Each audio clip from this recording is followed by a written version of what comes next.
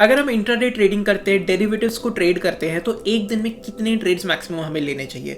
और मैं यहाँ पे सबसे पहले आप लोग को बताऊँ, एक बंदा जो दिन का एक ट्रेड लेता है वो भी प्रॉफिटेबल है, और कुछ एल्गोरिदम्स और कुछ बंदे जो दिन के 100, 200, 300 ट्रेड्स लेते हैं वो भी इक्वली प्रॉफिटेबल होते हैं। तो अगर आप लोग के दिमाग में ऑलरेडी ये मिथ एग्जिस्ट करता है ना कि जैसे बहुत सारे लोग यूट्यूब पे बोलते हैं, जो कंटेंट क्रिएट करते हैं, कि दिन का 2 ट्रेड लो, 3 ट्रेड लो, 4 ट्रेड लो, 1-2 ट्रेड लो, अगर दोनों लॉस हो गया तो बंद कर दो, उसके पीछे कोई लॉजिक नहीं होता है, कोई सिस्टम नहीं होता है, वो सब चीज़ें बोल रहे होते हैं। इस वीडियो में हम डिस्कस करने वाले कि एक्चुअली इसके पीछे का लॉजिक क्या है। और ये जो नंबर ऑफ ट्रेड्स है ना, ये इमोशन और साइकोलॉजी की बात ही नहीं है, ये हमेशा बात होती है मैथ्स की, ये बात होती है आपके रिस्क की, जिसके बारे में हम इस वीडियो में समझने वाले हैं। अब ना मैं इस वीडियो को स्टार्ट करना चाहूँगा अपने एक पर्टिकुलर एक्सपीरियंस है, जिसको मैंने बहुत ज़्यादा परेशान रहा हूँ जिस चीज़ से मैं। एंड अभी होता क्या था ना, एक फेज था मेरी ट्रेडिंग का जहाँ पे मैं अपना स्टॉप लॉस बहुत मैनेज करता था। मतलब कि मैं 10 पॉइंट से ज़्यादा स्टॉप लॉस नहीं लूँगा, 15 पॉइंट से स्टॉप लॉस नहीं लूँगा। यानी कहने का मतलब मेरा स्टॉप लॉस तो मैं छोटा रखता था और रिस्क टू रिवॉर्ड भी मैं अच्छा प्लान करता था। मतलब मैं हमेशा ही 1:4, 1:5 के ऊपर ही बुक करता था। एंड आप लोग को सुनने में हो सकता है अजीब लगे, बट मैं 1:5, 6, 7, 8 अचीव करता था। एंड ऑब्वियसली ये चीज़ अजीब इसलिए लग रही होगी क्योंकि आप लोग इमेजिन कर रहे हो यार हर 4-5 ट्रेड में से 2-3 लॉस हो रहे होंगे, 2-3 1:5, 6 आ रहा होगा। ऐसा नहीं होता था। जितनी ज़्यादा रिस्क टू रिवॉर्ड हो जाती है ना, एक्यूरेसी उतनी ही कम हो जाती है। सो मेरे साथ ऐसा होता था कि मैं अगर 10, 15, 20 ट्रेड ले रहा हूँ, 18 से 19 ट्रेड गलत हो रहे, एक ट्रेड में 1:10, 1:12 का प्रॉफिट आ जा रहा है। तो इस टाइप की चीज़ मैं परफॉर्म कर रहा होता था और मुझे ऐसा लगता था कि यार छोटा सा ही रिस्क है, मैं ले लेता हूँ, और जब रिस्क टू रिवॉर्ड आएगा तो वो मतलब 10 गुना 20 गुना रिवॉर्ड अगर आ जाएगा तो एकदम ही बहुत अच्छा हो जाएगा चीज़।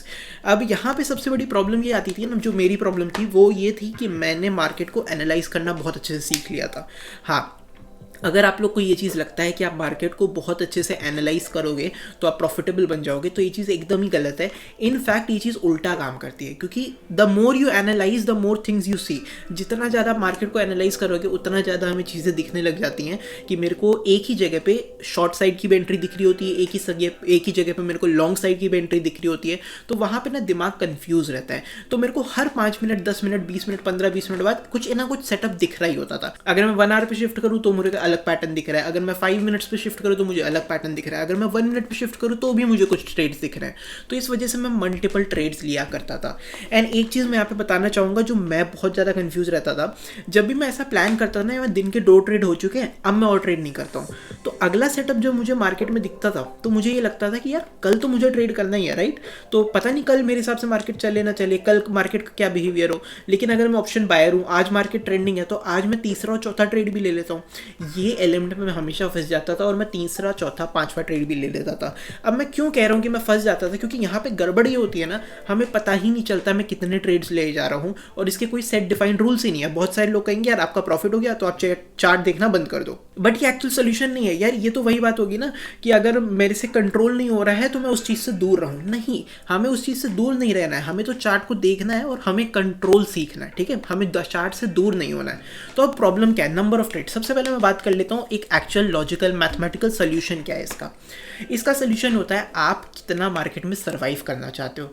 यानी कि सबसे पहली चीज़ अगर मैं आपको बताऊं तो ट्रेडिंग जो है वो एक सर्वाइवल का गेम है, ठीक है। ट्रेडिंग एक बिजनेस है। आपको एक एनालॉजी ड्रॉ करके बताऊं तो अगर जब आप दुकान खोलते हो तो आप क्या सोचते हो कि अगले 6 महीने अगर मेरी दुकान में प्रॉफिट ना भी आए तो भी मैं इस दुकान को रन कर पाऊँ, दुकान का बिजली का बिल है, रेंट है, एम्प्लॉयज़ की सैलरी है, उन सब सारी चीज़ मैं दे पाऊँ।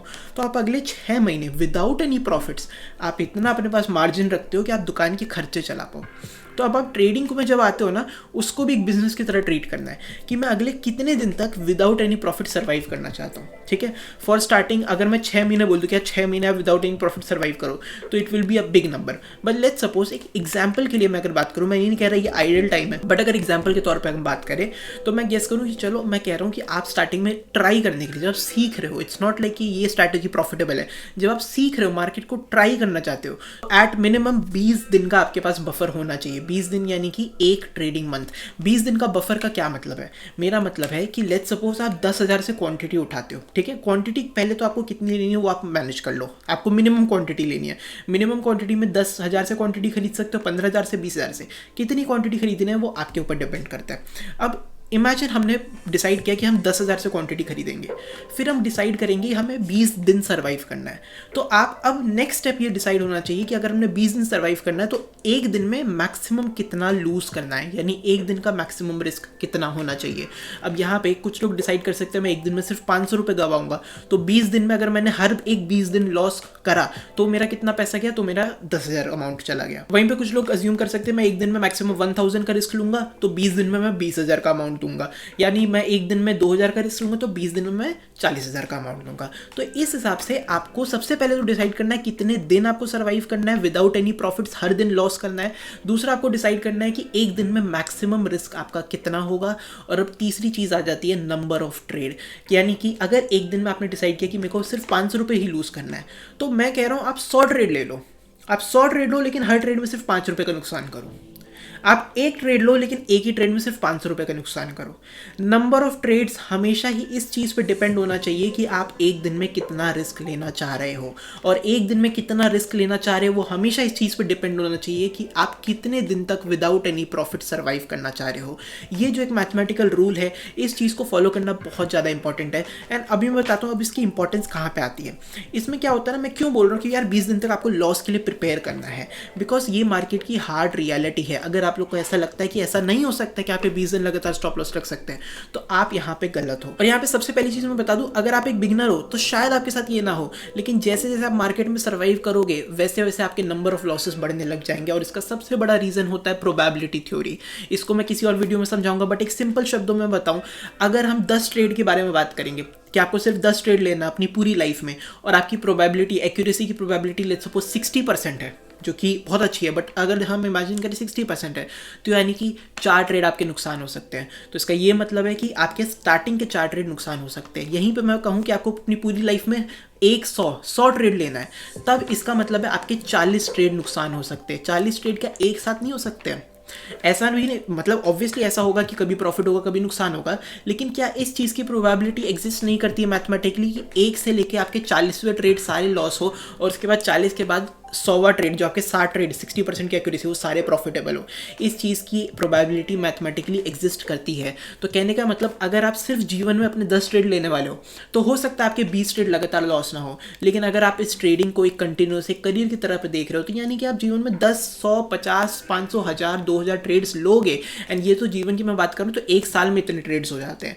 तो इसका मतलब है जितना ज़्यादा आप ट्रेड करोगे, जब more you trade the more number of losses you can have. जितना ज़्यादा आप ट्रेड करोगे उतने ज़्यादा आपके लगातार लॉसेस हो सकते हैं। ये एक मैथमेटिकल फॉर्मूला है, ये प्रोबेबिलिटी थ्योरी है और ये इनएविटेबल है। आप इस चीज़ को अवॉइड कर ही नहीं सकते हो। हम क्या कर सकते हैं, हम इस चीज़ को प्रिपेयर कर सकते हैं, एंड इसी चीज़ को हम ट्रेडिंग कहते हैं ड्रॉ डाउन की प्रिपरेशन। तो इसलिए सबसे ज़्यादा इंपॉर्टेंट हो जाता है कि आप एक दिन में कितना मैक्सिमम ट्रेड ले रहे हो। अब एक और चीज़ मैं यहाँ पे बताना चाहूँगा, लेट्स सपोज आपका प्रॉफिट हो जाता है, आपने दिन में सोचा कि मैं 1000 रुपये का नुकसान करूँगा और एक ट्रेड में मैं 500 का नुकसान करूँगा, तो एक दिन में सिर्फ 2 ट्रेड लूँगा। इस तरीके से आप डिफाइन करते हो आप एक दिन में कितने ट्रेड ले रहे हो। तो अब लेट्स सपोज आपके दोनों ट्रेड में प्रॉफिट हो गया। अब बहुत सारे लोग सोचते हैं कि अब मेरा प्रॉफिट हो गया, मैं इस प्रॉफिट को रिस्क पे लगाता हूँ और अगला एक और ट्रेड ले लेता हूँ। यहाँ पे आप लोग को लगता है कि अब आपका रिस्क है ही नहीं। आज का मेरा 500 का रिस्क था, बट अब तो मेरा रिस्क हो ही नहीं रहा, अब तो मैं और सर्वाइव कर सकता हूँ। ये एकदम ही गलत है, क्योंकि अब जो प्रॉफिट आ गया ना, आप इसको ये मत सोचो ये तो मेरा प्रॉफिट है और अब मैं इसको और रिस्क पे लगाऊं। आप ये सोचो कि यार आज का पैसा आ गया। मैथमेटिकली अगर हम एक्यूरेसी की बात करें तो अगर 10 में से 6 दिन आपके प्रॉफिट होने थे तो एक दिन आपका प्रॉफिट हो गया। अब अगर आपका अगला ट्रेड लॉस हो जाता है ना, तो ये प्रॉफिट कम हो जाता है या खत्म हो जाता है। अब इससे क्या होता है, 60% की एक्यूरेसी तो आपकी होनी चाहिए थी, लेकिन वो एक्यूरेसी क्या हुई, 10 में से 6 की जगह अब एक दिन आपका जो प्रॉफिटेबल था वो भी नुकसान में कन्वर्ट हो गया। तो कहने का मतलब सिर्फ ये है कि चाहे आपका दिन में कितना भी प्रॉफिट हो जाए, आपके नंबर ऑफ ट्रेड्स उतने ही होने चाहिए जितने आपके नंबर ऑफ ट्रेड्स आपने डिसाइड करे थे कि मेरा मैक्सिमम पर डे का लॉस जो रहता है। यानी कि अगर आपने 500 के 2 ट्रेड लेने हैं नुकसान वाले, तो चाहे दोनों ट्रेड में आपका प्रॉफिट हो गया हो, डजंट मैटर, लॉस हो गया हो, डजंट मैटर, तीसरा ट्रेड आपको नहीं लेना है। आपको ये नहीं सोचना है कि मेरा अगर पूरे दिन में 2000 का प्रॉफिट हो चुका है तो मैं 500 का और रिस्क ले लूँ। मेरा तो रिस्क अभी भी हुआ ही नहीं, बिकॉज मैं 500 का एक और रिस्क ले लूंगा तब भी मेरे पास 1500 का प्रॉफिट बचेगा। इस तरीके से जो मैथमेटिकल एक्यूरेसी होती है, जो रिस्क टू रिवॉर्ड होता है, जो स्टैटिस्टिक्स होता है, आप उन सारी ही चीज़ों को खराब कर दोगे। बिकॉज ऑब्वियसली ट्रेडिंग एनालिसिस का गेम नहीं है, ट्रेडिंग एक प्रोबेबिलिटी का गेम है, एंड प्रोबेबिलिटी को अगर अपने फेवर में करना है तो डेली हमें एक ही काम करना पड़ेगा। इसी चीज़ को मैं कहता हूँ ऑब्जेक्टिव ट्रेडिंग।